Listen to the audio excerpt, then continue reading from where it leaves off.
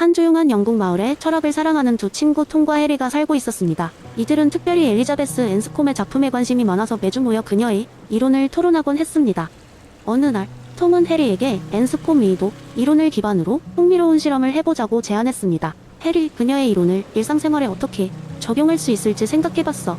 우리 마을 사람들에게 의도가 어떻게 그들의 삶을 풍성하게 만들 수 있는지 직접 보여주자고 톰이 열정적으로 제안했습니다. 해리는 진지하게 듣고 나서 좋아, 하지만 우리가 어떻게 그렇게 할 수 있지? 라고 물었습니다. 톰은 잠시 생각한 뒤 대답했습니다. 우리가 의도적으로 행동하는 것이 얼마나 중요한지 사람들에게 경험시키자.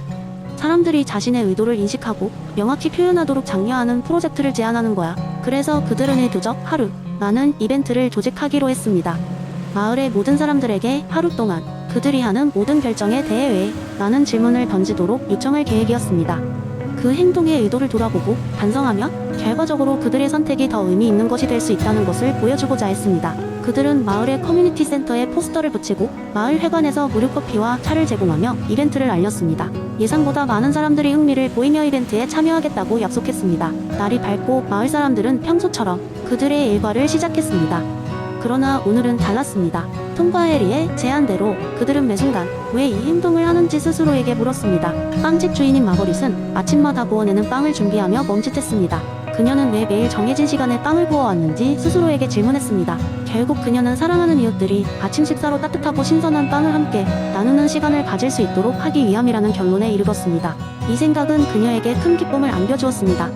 또한 지역 학교의 선생님인 조는 학생들에게 수학 문제를 내기 전에 스스로에게 왜 이 문제를 풀이하도록 하는지 물었습니다.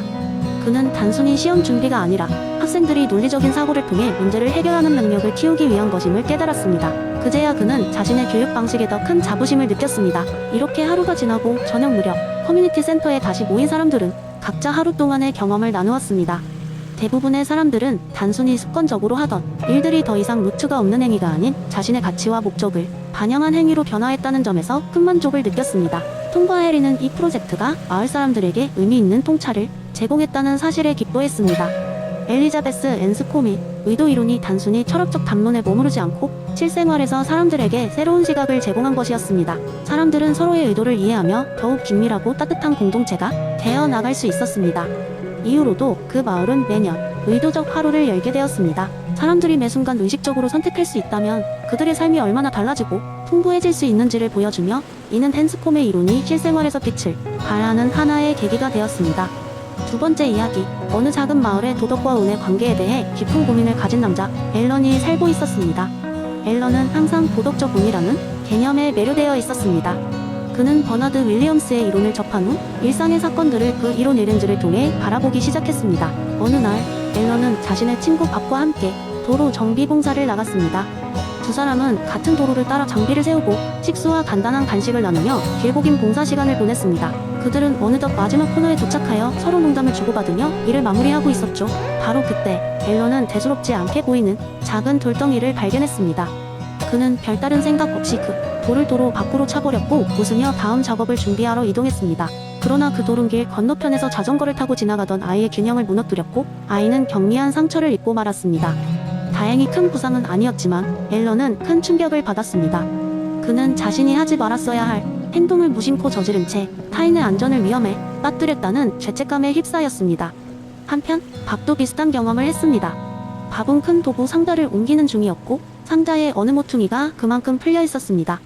돌발적인 동작으로 그 모퉁이가 열리면서 도구 몇 개가 도로 위로 떨어졌습니다.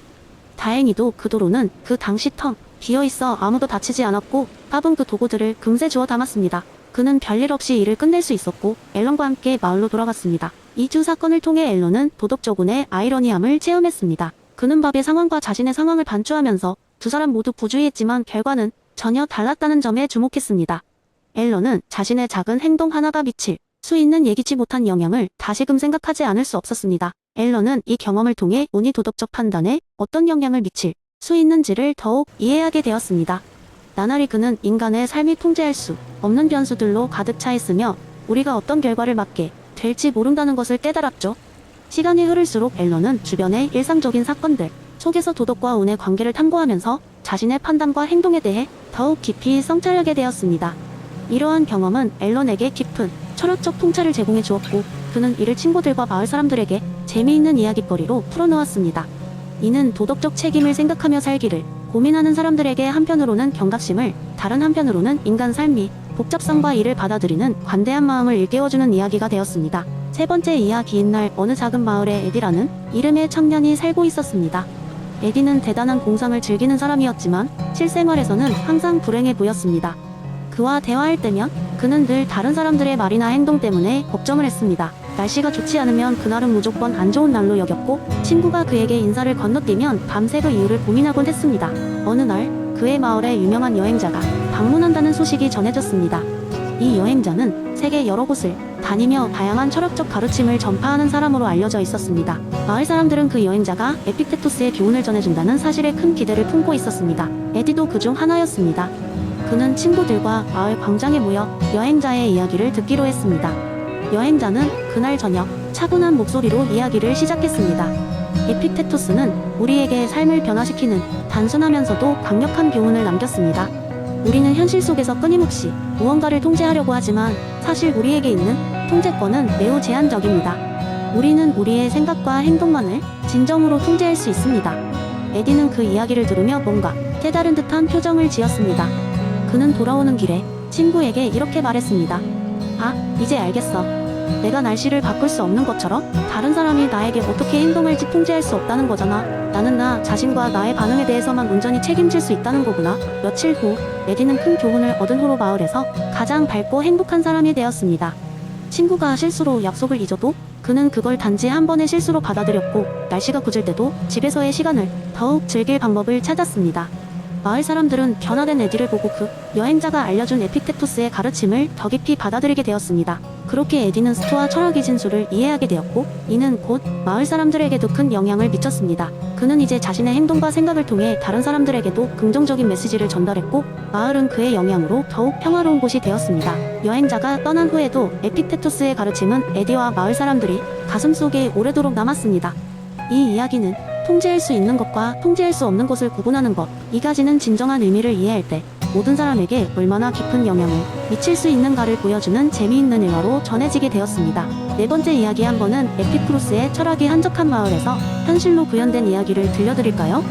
고요한 언덕 위에 자리 잡은 작은 마을, 이곳은 도시의 번잡함과는 먼 곳으로 눈부신 푸른 하늘 아래 유유히 흐르는 시냇물이 있는 평화로운 마을이었습니다. 바로 이곳에 하모니아라는 철학 클럽이 있었습니다. 클럽의 회원들은 모두 에피쿠로스의 철학을 신봉하며 일상 속에서 그의 가르침을 실천하고자 노력했습니다. 대표적인 회원 중 한 명은 타이노스라는 이름의 중년 남자였습니다. 타이노스는 한때 대도시의 성공한 사업가였지만 과중한 업무와 끊임없는 성공에 대한 욕심으로 인해 건강을 잃고 삶이 의미를 찾지 못하게 되었습니다. 어느 날 그는 더 이상 이런 삶을 견딜 수 없음을 깨닫고 도시를 떠나 하모니아로 향했습니다. 타이노스는 에피쿠로스의 책을 펼치고 삶의 새로운 방식을 찾기 시작했습니다. 클럽에서 그는 육체적 쾌락을 쫓기보다는 정신적 쾌락을 추구하는 법을 배우게 되었습니다. 그 과정에서 그는 전에는 미처 깨닫지 못했던 작은 행복들을 발견했습니다. 매일 아침 신선한 공기를 마시며 걷는 것, 인근 주민들과 함께 소박한 식사를 나누는 것, 그리고 조용한 밤하늘을 바라보며 하루를 돌아보는 것, 이런 소소한 순간들이 타이노스에게 진정한 평온함을 가져다 주었습니다. 물론 처음에는 도시의 화려함과 자극적인 즐거움을 놓기 어렵기도 했습니다. 하지만 클럽 회원들과의 깊은 대화를 통해 그는 케이로스, 즉 행복한 순간을 마주하는 법을 배웠습니다. 에피쿠로스의 자족적인 삶을 실천하며 과거에는 과소평가했던 사소한 것들을 즐기게 되었습니다. 그리고 그는 깨달았습니다. 진정한 쾌락은 단순히 욕망을 채우는 것이 아니라 불필요한 욕망을 버리고 현재의 순간을 충실히 사는 것이라는 것을. 어느 비 내리는 가을날 클럽은 새로운 명절을 만들기로 했습니다. 이름하여 아타락시아의 날. 이날은 마을 주민 모두가 각자의 방식으로 불안과 긴장을 내려놓고 단순한 기쁨과 평온을 만끽하는 날로 정했습니다. 그날 모두는 하모니아 언덕에 모여 오래된 나무 아래에 앉아 에피쿠로스의 글을 낭독했습니다. 주민들은 글을 듣고 서로의 생각과 기쁨을 나누며 서로에게 진정한 이해와 지지를 주었습니다. 이런 깊은 교류 속에서 그들은 오랜 세월 동안 느껴보지 못한 연대감과 진정한 행복을 맛보았습니다.